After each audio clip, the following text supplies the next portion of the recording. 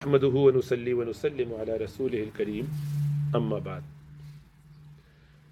حضرت مولانا اشرف علی تھانوی صاحب رحمۃ اللہ علیہ فرماتے ہیں اللہ اپنے اکثر نیک بندوں کو دنیا اور آخرت دونوں کی راحت دیتے ہیں۔ فرماتے ہیں جب وہاں جنت کے درجات اور نعمتیں دیکھو گے تو وہی کہو گے جو حدیث شریف میں آیا ہے کہ اگر دنیا میں ہماری کھال قینچیوں سے کاٹی جاتی اور ہم کو یہ درجہ ملتا تو بھی کیا خوب ہوتا، مگر اللہ تعالیٰ کی رحمت ہے کہ وہ اپنے اکثر نیک بندوں کو دونوں جگہ راحت دیتے ہیں۔ اگر کسی کو تکلیف بھی ہوتی ہے تو وہ محض جسمانی تکلیف ہوتی ہے، ان کی یاد کرنے والوں کو اس میں روحانی پریشانی نہیں ہوتی۔ یہ دو الگ چیزیں، ایک چیز ہے تکلیف ہونا اور ایک ہے اس سے پریشان ہونا۔ ایک افلکشن ہو گئی، ایک ایڈورسری ہو گئی، کسی کو کوئی برائی آ گئی، برائی سے مراد ہے کہ بیماری آ گئی، کوئی مالی نقصان ہو گیا، اولاد ماں باپ بہن بھائی کسی کا انتقال ہو گیا، خود بڑی شدید ایسی سزا مل گئی، بلا وجہ الزام لگا کے کسی نے قید میں ڈلوا دیا۔ امام ابو حنیفہ رحمۃ اللہ علیہ کو کوڑے پڑے، امام احمد بن حنبل کو کوڑے پڑے، جو بلا وجہ کوئی ڈیزرونگ نہیں تھے، ظلمن۔ تو مظلومانہ بھی کبھی ایسا ہوتا ہے۔ تو یہ تکلیفیں آئیں، لیکن ان تکلیفوں سے پریشان نہیں ہوتے وہ۔ یعنی اصل تکلیف تو یہ ہے نا کہ آپ پہ جو مصیبت آئے اس مصیبت کو آپ کا دماغ بوجھ سمجھ کے پریشان ہونا شروع ہو جائے، سٹریس میں آ جائے، تکلیف کو ایسا اپنے اوپر طاری کر لے کہ اب اس کا کسی چیز میں دل نہیں لگ رہا، نہ دنیا میں دل لگ رہا، نہ آخرت میں، نہ نمازوں میں، نہ کام میں، کسی جگہ دماغ بالکل پریشان ہوا ہے، ہر وقت ایک فکر ہے، اس کی وجہ سے نیندیں اڑ گئی ہیں، اس کی وجہ سے بھوک مر گئی ہے، اس کی وجہ سے جو ہے وہ چڑچڑا پن ہے، رنگ سفید ہوا چلا جا رہا ہے، بال بالکل بکھر گئے ہیں، بالوں میں بالکل سفیدی آ گئی ہے۔ یہ سارا جو سٹریس یہ کام کرواتا ہے، اس کا مطلب ہے کہ یہ توکل اللہ والا بندہ نہیں ہے، اللہ پر بھروسہ نہیں کر رہا۔ اسی طرح اس کے دل میں اطمینان نہیں ہے۔ یعنی بلال رضی اللہ تعالیٰ عنہ کو جو تکلیف آئی، کیا کر رہے ہیں؟ امام ابو حنیفہ رحمۃ اللہ علیہ کو ایک کوڑے پڑ رہے ہیں تو لوگوں نے آگے کہا کہ آپ بد دعا نہیں کرتے ان کے لیے؟ بلال کا کہہ رہے ہیں احد احد ایک اللہ، اور اس میں اتنا مزہ ان کو آتا تھا کہ وہ جھوم رہے ہیں، اللہ کے نام میں مزے لے رہے ہیں، ہر کوڑا ہر تکلیف ان کو مٹھاس محسوس ہو رہی ہے۔ اسی لیے وہ شہید یہی کہیں گے نا کہ اللہ سبحانہ تعالیٰ دنیا میں ایک دفعہ بھیج دیجئے، وہ تکلیف جو آپ کی راہ میں جان دینے میں آئی تھی وہ دوبارہ مل جائے، وہ مزہ میں دوبارہ پالوں۔ نہیں، یہ نہیں ہو سکتا، یہ نعمت نہیں مل سکتی، یہ تو ایک ہی دفعہ کی ہے شہید کے لیے۔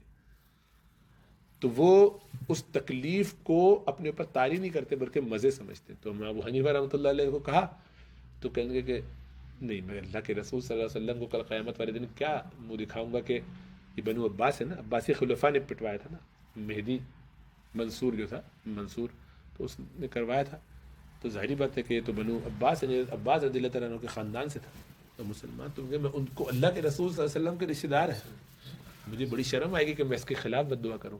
اب وہ کوڑے لگا رہا ہے اور آپ اس کے خلاف بد دعا تک کرنے کے لیے تیار نہیں اپنے طور پر، تو دل میں کوئی پریشانی ہوتی تو کرتے نا، کوئی پریشانی نہیں، پریشانی ہوتی تو قبول کر لیتے۔ بھائی حکومت کا عہدہ قبول کرنا کوئی گناہ تو ہے نہیں، جائز ہے، انہی کے شاگرد امام ابو یوسف نے کیا بعد میں اپنے وقتوں میں، امام ابو حنیفہ نے نہیں کیا، کہ نہیں، ان کا اپنا عظیمت ہے، ان کی اپنا بڑا مقام ہے۔ تو یہ تکلیف آپ کو نظر آئے گی، آپ دیکھیں گے تو آپ کو لگے گا یہ تو بڑی پریشانی میں ہے۔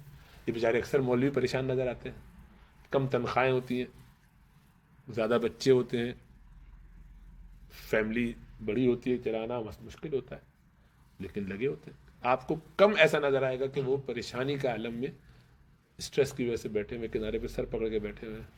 اتنی کم تنخواہ ہوتی ہے بعض اوقات، اور کمال یہ کہ بعض اوقات تنخواہیں ملتی بھی نہیں، کئی کئی ہفتوں کئی کئی مہینوں کی تنخواہ نہیں ملتی ہے، جو ویجز ہیں ان کو روک دیتے کہ بعد میں دیں گے، ابھی ہے ہی نہیں پیسے، جب آئے گا تو دیں گے، کئی کئی ہفتوں کی کئی کئی مہینوں کی تنخواہ رہ جاتی ہے، لیکن وہ شکایت نہیں کرتے، ہاتھ نہیں پھیلاتے کسی کے آگے، چلتے رہتے ہیں آفس سے۔ کسی ایک نے آج تک کبھی کوئی اسٹرائک نہیں کی، کسی نے استعفیٰ نہیں دیا کہ میں اس لیے چھوڑ کے جا رہا ہوں کہ مجھے تنخواہ نہیں ملی کسی مدرسے سے۔ اس حالت میں بھی نکالے بھی اگر جائیں، کہہ بھی دیا جائے کہ آپ چھوڑ کے جائیں تو بھی روتے ہیں کہ نہیں نہیں ہمیں رہنے دیجیے ادھر۔ تکلیف میں راحت ان کو مل رہی ہوتی ہے، اس لیے کہ اللہ سبحانہ تعالیٰ کے راستے میں غم آ رہا ہے۔ جو غم بھی تیرے راستے میں ملا ہے تیرا تحفہ سمجھ کے رکھ لیا ہے۔ خوشی کیا چیز ہے اس غم کے آگے، جو غم وہ غم جس سے ہمیں وہ غم جس سے ہمیں خدا ملا ہے، کچھ بیچ میں ٹکڑا ٹوٹ رہا ہے، وزن پورا نہیں ہو رہا. خوشی کیا چیز ہے اس غم کے آگے، وہ غم جس سے ہمیں مطلب کچھ ایسا ہے کہ اللہ ملا ہے، خدا ملا ہے. تو وہ ایسا غم، اس پہ خوشی قربان کی جا سکتی ہے اگر کسی کو سمجھ میں آئے تو. اسی لیے یہ لوگ ایسے لوگ تھے تو اپنے اوپر طاری نہیں کرتے تھے، ان کے لیے کوئی سٹریس پریشانی کی بات نہیں تھی، کیونکہ ان کے دل ذاکر تھے. دل ذاکر ہونے کا مطلب ہے کہ دل میں اللہ کی یاد تھی. جس کے دل میں اللہ کی یاد ہو، جس کا دل اللہ کی آماجگاہ ہو، محبوب کا ذکر، یعنی جس کے دل میں اللہ آ گئے ہوں، ان کی محبت دل میں بیٹھی ہوئی ہو، اس کو کیا غم ہو سکتا ہے؟ کس چیز کا غم ہوگا؟ اتنا دنیا کا خزانہ لیے پھر رہا ہے، اسے اور کیا چاہیے؟ اللہ کی محبت سے بڑا کوئی خزانہ ہی نہیں ہے جو اس کو حاصل ہے. اب آپ اس کے ساتھ جو بھی کر لیجیے. اسی لیے بزرگوں کا یہ قول آپ نے سنا ہوگا، حضرت سے پہلے بھی اور بھی لوگوں سے، حضرت والا تو بہت بیان فرماتے ہیں کیا کہ اگر لوگوں کو پتہ چل جائے کہ ہمارے دلوں میں اللہ کی یاد، اللہ کی محبت کے کیسے خزانے پڑے ہوئے ہیں، تو یہ حکمران، یہ بادشاہ لوگ اپنے لشکروں سمیت آ کر ہم پر حملہ کر دیں کہ نکال دے، یہ مال بھی ہمیں دے. دنیا جس طرح ہمارے پاس ہے، یہ بھی محبت نکال سینے میں سے ہمیں دے. وہ چھوڑے نہیں ہمیں، گھوڑے لے کر آ جائے ہم پر. وہ تو دینے کی چیز نہیں، وہ تو خود ہی ملتی ہے، اللہ کی رحمت سے ملتی ہے. اس پہ مجاہدہ کیا ہے، زندگی بھر گناہوں سے بچے ہیں تو یہ حاصل ہوا ہے. اس نعمت کو نہیں لے سکتے. ایک اور امام کا قول بزرگ کا یہ ہے کہ جو لوگ اپنے مزے دنیا کی لذتوں میں ڈھونڈتے ہیں، اگر ان کو یہ لذتیں پتہ چل جائے تو ان سارے مزوں کو بھول جائیں. ان مزوں میں ان عورتوں سے زیادہ لذتیں ہیں جن عورتوں میں جا جا کے لوگ اپنے گناہوں میں پڑے ہوتے ہیں. ان کو اندازہ نہیں کہ ہم کن مزوں میں ہیں. یہ اللہ کی یاد کے مزے. تو اللہ سے جب محبت ہو جاتی ہے، اور اللہ سبحانہ وتعالیٰ کا ذکر، جیسے قرآن فرماتا ہے، اللہ سبحانہ کیا کہتے ہیں، الا بذکر اللہ تطمئن القلوب، کہ دلوں کو راحت اور سکون تو اللہ کی یاد سے ہی ملتا ہے. حقیقی بس وہی ایک اصل حقیقی مزہ ہے اور سکون ہے. تو جس کو وہ مل جائے سکون، وہ کہاں پریشان ہوگا. تو بظاہر آپ کو نظر آ رہی ہے تکلیف، لیکن وہ تکلیف نہیں ہے، کیونکہ تکلیف تو اس کا نام ہے کہ آپ اس سے پریشان کتنا ہوتے ہیں. آپ کو کوئی ٹینشن نہیں ہو رہی، آپ پرسکون ہے. حسین احمد مدنی کے بارے میں واقعہ ہے نا کہ ایک ٹرین اسٹیشن سے یہ لوگ سب اترے کہ بھائی چلو نماز پڑھ لیتے ہیں. سب نے وضو کے ذریعے پتہ سب کو باری باری وضو کرنا، ہینڈ پمپ سے پانی نکلے گا، وضو کریں گے جو بھی. تو کسی لمبے سفر پہ سب جماعت جا رہی تھی، سارے لوگ، ان کا تو سیاسی جلسے بھی ہوتے رہتے تھے، تو جماعت حضرت ہی فرما رہے تھے، حضرت بڑے وہی تھے، تو ساری پیچھے جماعت لگی ہوئی ہے. تو ٹرین سیٹی بجا دی، اچانک سے سیٹی بجائی تو سب بھاگ گئے، سنتیں وغیرہ چھوڑ کے نماز اپنی پڑھ لی، فرض اور سنتیں وغیرہ، اور صبح جا کے بیٹھ گیا انتظار کر رہا. اور دیکھ رہے حضرت تو آئی نہیں، وہ تو وہیں بیٹھے ہوئے مسلح پہ، وہ تو اٹھے ہی نہیں ابھی تک. ابھی لوگ پریشان ہو رہے ہیں، ہم اترے نہیں اترے کیا کریں. تو اب تو اترنے نہیں دے گا، آگے سارے ٹی ٹی وغیرہ جو بھی ہوتے ہیں. لیکن تھوڑی دیر کے بعد حضرت اٹھے اور آگے اطمینان سے الحمدللہ ان کی مس نہیں ہوئی ٹرین. تو لوگوں نے کہا کہ حضرت یہ بڑی عجیب بات ہے، اتنی زور سے گھنٹی بجی اور ہم سب گھبرا کے بھاگے کہ بھائی ٹرین نکل جائے گی، اور آپ بیٹھے رہے. تو اچھا، اگر میں نے سنی تو میں بھی بھاگ جاتا. اگر میں سن لیتا گھنٹی تو میں بھی بھاگتا. نہیں، تم نے ٹھیک کیا، کوئی فکر کی بات نہیں ہے، میں نے سنی ہی نہیں. ایک آدمی کیسا اللہ کے ذکر میں اور نماز میں محو ہوگا کہ اس نے وہ گھنٹی نہیں سنی جو تو سب سن کے بھاگے تھے. کہاں ہوگا اس کا دماغ؟ تو اللہ کی یاد میں ہے، اس کو احساس کہاں ہوگا کہ میرے برابر میں کیا ہو رہا ہے.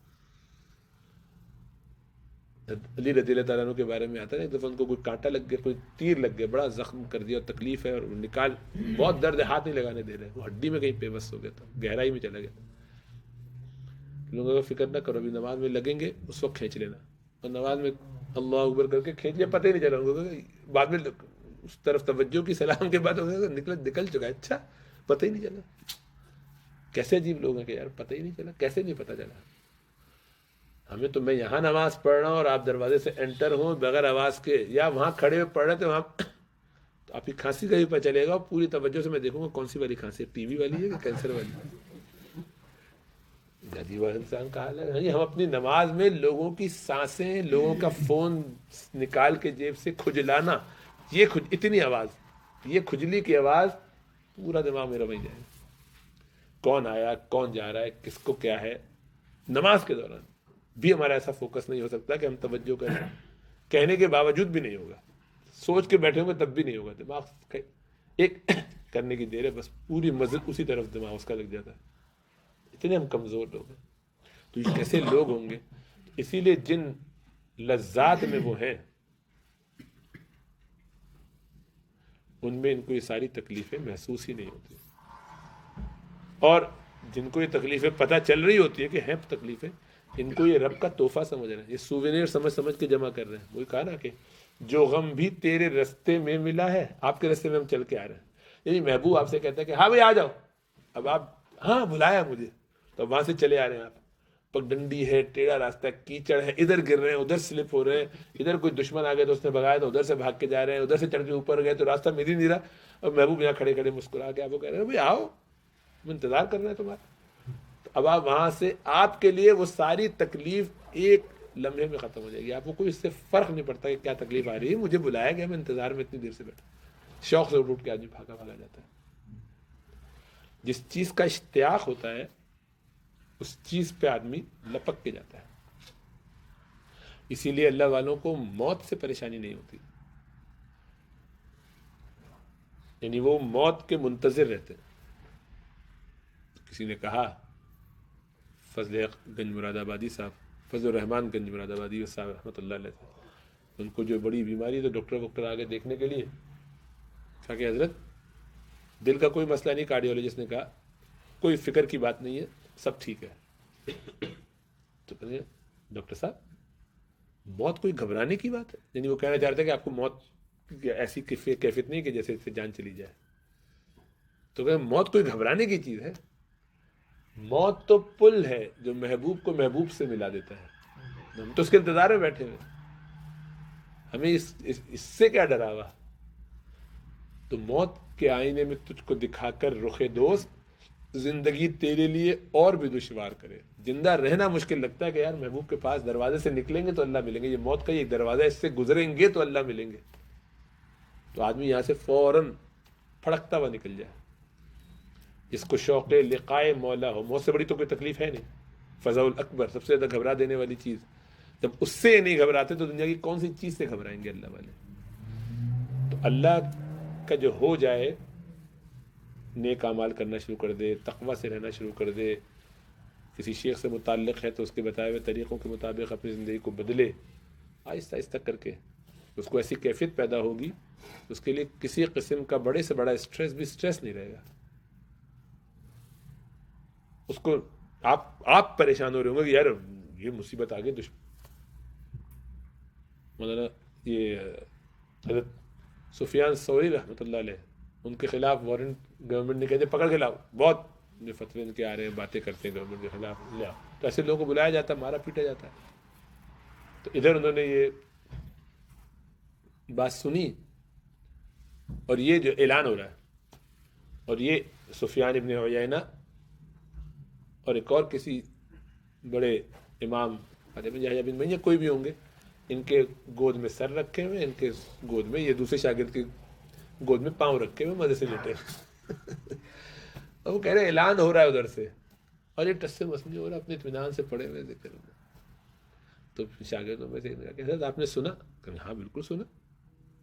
فکر کی کیا بات ہے؟ پھر بھائی حرم چلتے، اٹھے وضو کر کے حرم میں نفل پڑھنا شروع کر دیا. یعنی اتنی سی بھی ان کو ٹینشن نہیں تھی.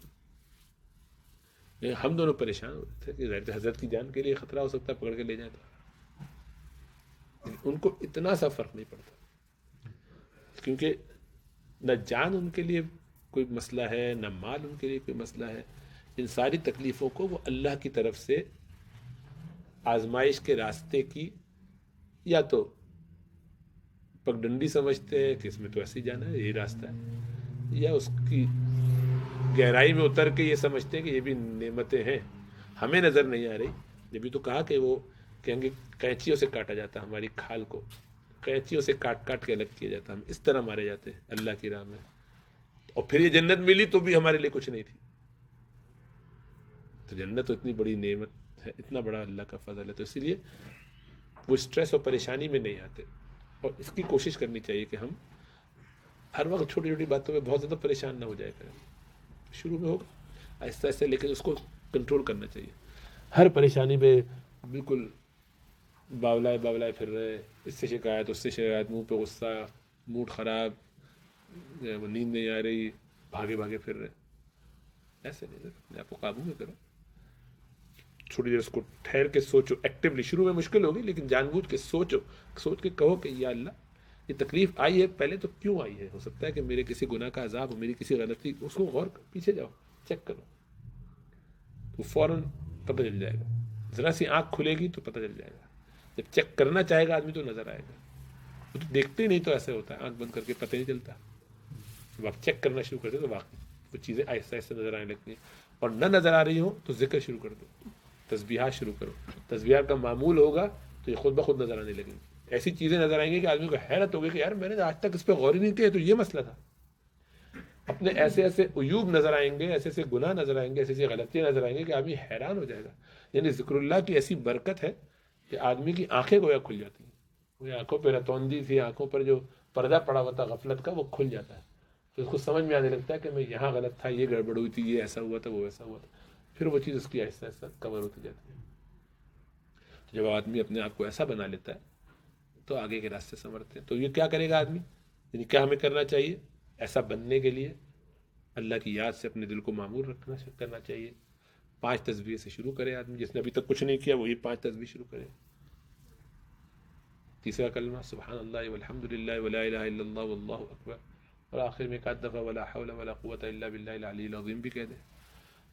تو 100 دفعہ پڑھنا کوئی اتنا بھاری کام نہیں, چلتے پھرتے تھوڑا تھوڑا وقفے میں کسی طرح سے بھی, کام پہ جاتے ہوئے آتے ہوئے, کسی کام کے دوران بھی لگ جائے, کرتا رہے. ٹائم بنا لے کہ مجھے اتنی دیر لگتی ہے اور یہ سلاٹ میرا اس جگہ فکسڈ ہے, وہ بنا لے.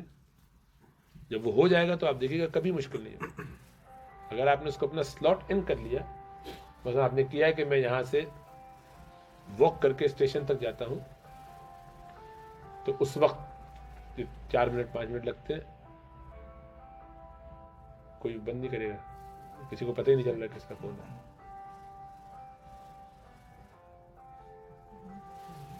کس کا فون ہے یہ, کوئی چھوڑ گیا کسی کو؟ تو اچھا کوئی چھوڑ گیا, اپنے فون کو کال کر رہے ہیں, کھو گیا, پریشان ہو. دیکھ لیجیے بھائی جا کے اس کو, اللہ بس اپنا فضل فرمائے. تو ایک تو یہ ہو گیا کہ تیسرا کلمہ سبحان اللہ والحمد للہ ولا الہ الا اللہ واللہ اکبر 100 دفعہ یہ دن میں پڑھ لیا, 100 مرتبہ استغفر اللہ استغفر اللہ استغفر اللہ. کسی کو پورا یاد ہو استغفر اللہ ربی من کل ذنب واتوب الیہ, یا خالی استغفر اللہ پڑھنے کے بعد تھوڑے عرصے کے بعد 2-3 مہینے کے بعد ہمت ہوتی ہے تو اس کو بڑھا دے, استغفر اللہ ربی من کل ذنب واتوب الیہ. تو یہ 100 دفعہ ہو گیا. اور 300 مرتبہ درود شریف چھوٹے سے شروع کریں, اللہم صلی علی محمد صلی اللہ علیہ وسلم, جو دل چاہے.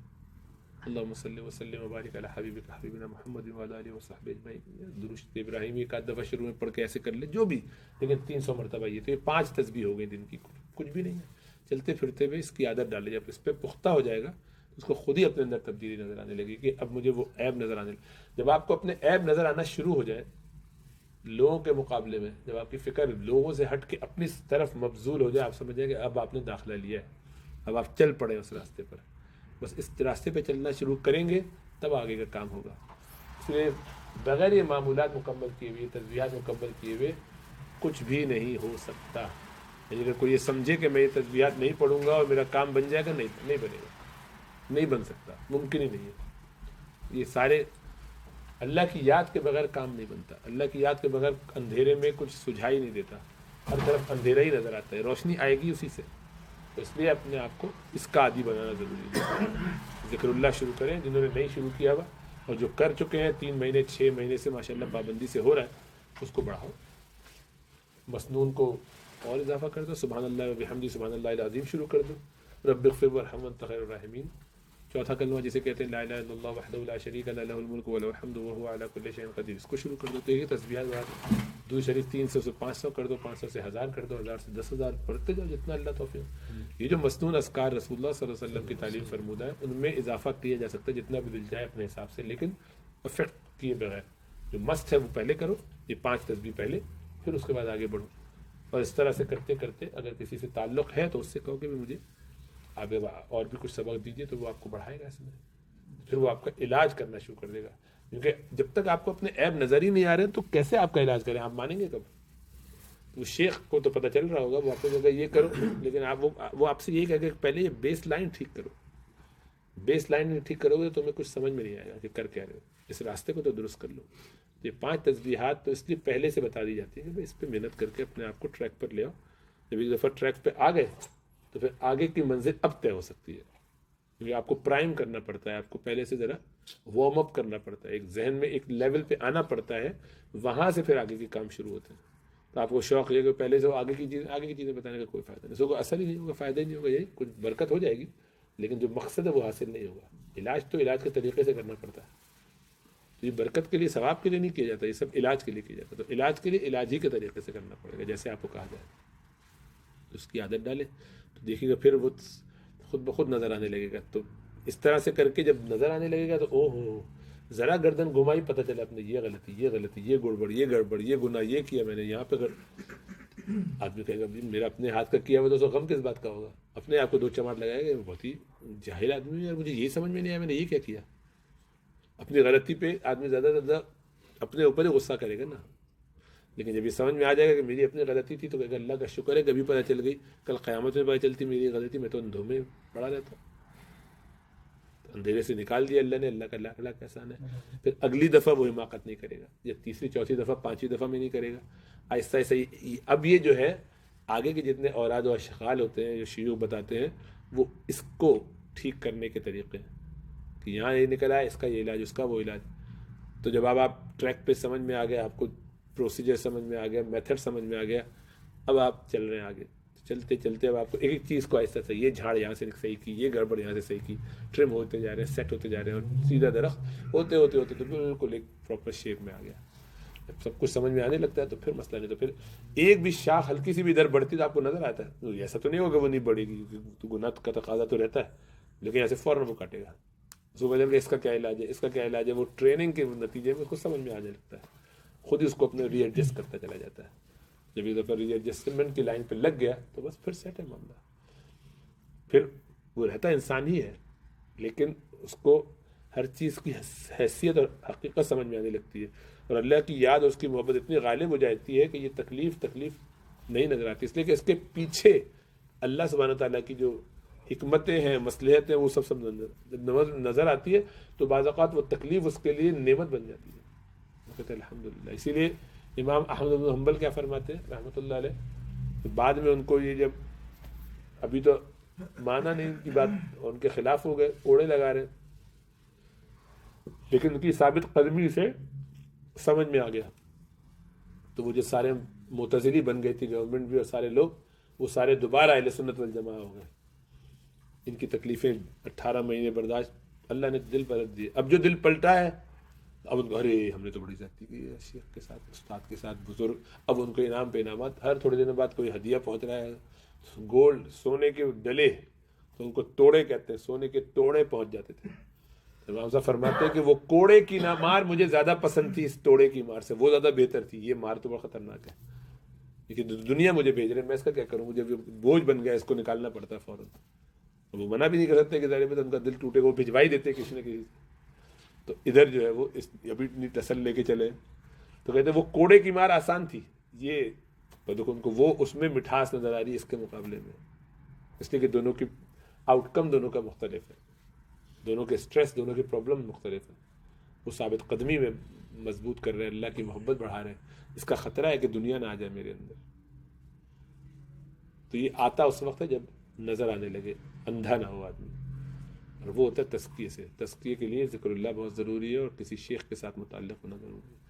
جب یہ سمجھ میں آنے لگے گا تو کوئی تکلیف نہیں رہے گی، کوئی غم نہیں رہے گا، اور جس کو اپنا غم بہت زیادہ لگتا ہو، سمجھ میں آتا ہے کوئی گناہ بھی نہیں پھر بھی غم آ رہا ہے، تکلیف آ رہے، تو پھر رسول اللہ صلی اللہ علیہ وسلم فرماتے کہ میرے احوال کو دیکھو، مجھے سب سے زیادہ تکلیفیں آئیں، سب سے زیادہ انبیاء کو تکلیفیں آئیں، اور ان سب نبیوں میں سب سے بڑھ کر مجھے تکلیفیں آئیں. ظاہری بات ہے آپ سب سے بڑے نبی ہیں تو سب سے بڑی زیادہ تکلیفیں آپ کو آئیں گی.